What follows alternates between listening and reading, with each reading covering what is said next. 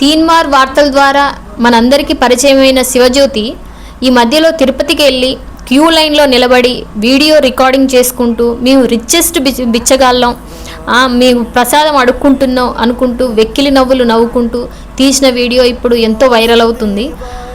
అయినా కూడా అలాంటి వీడియోలు తీయడం, అలాంటి వెక్కిలి చేష్టలు చేయడం అసలుకే కరెక్ట్ అని అనిపించకుండా ప్రతి ఒక్కరు కూడా దానికి మంచిగా స్పందించారు. మనం ఎంత ఎత్తు ఎదిగినా ఒదిగి ఉండాలనే ఒక సామెత మనం అందరం వినే ఉంటాం. ఆ స్వామివారి దర్శనానికి వెళ్ళినప్పుడు ప్రసాదానికైనా స్వామివారి దర్శనానికైనా ప్రపంచమే క్యూ లైన్లో వేచి ఉంటుంది, ఆయన దర్శనం కోసం, ఆయన ప్రసాదం కోసం. అలాంటిది మరి ఆ శివజ్యోతి వీడియో తీసుకుంటూ వెకిలి నవ్వులు నవ్వుకుంటూ హేళనగా మాట్లాడేసరికి ఒక్కసారిగా మన హిందూ సంఘాలు కానీ ప్రజలు కానీ దుమ్మెత్తి పోసిర్రు.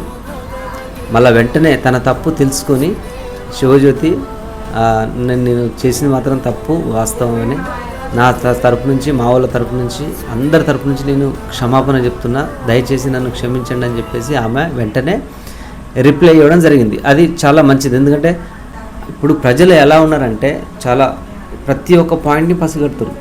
అంతెందుకు గ్రేటెస్ట్ ఇండియన్ ఫిలిం డైరెక్టర్ అయినటువంటి మన రాజమౌళి గారు ఆయన ఒక ఈవెంట్లో దేవుడంటే నేను నమ్మను అనే ఒక చిన్న మాట అనేసరికి ఏ విధంగా తీవ్రమైన దుమారం రేగింది. ఒక్కసారిగా సోషల్ మీడియా అట్టుడికింది.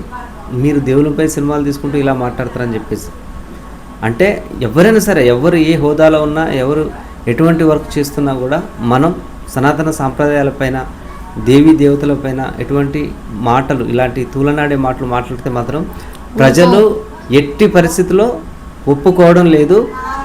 ఇక నుండి అందరూ కూడా ఏ రకంగా మనం ఎంత ఎదిగినా ఎట్లా ఒదిగి ఉండాలనేది సబ్జెక్టు మాత్రం అది అవగతం చేసుకోవాలి.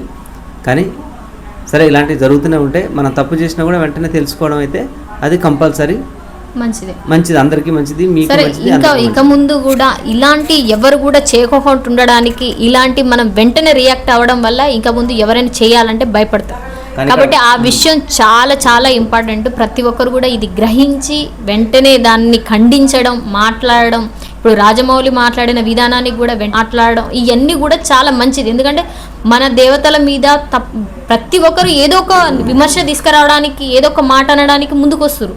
మనం ఇలా రియాక్ట్ కావడం వల్ల వాళ్ళని అక్కడికే ఖండించడం, అక్కడికే ఆగిపోవడం అనేది జరుగుతుంది.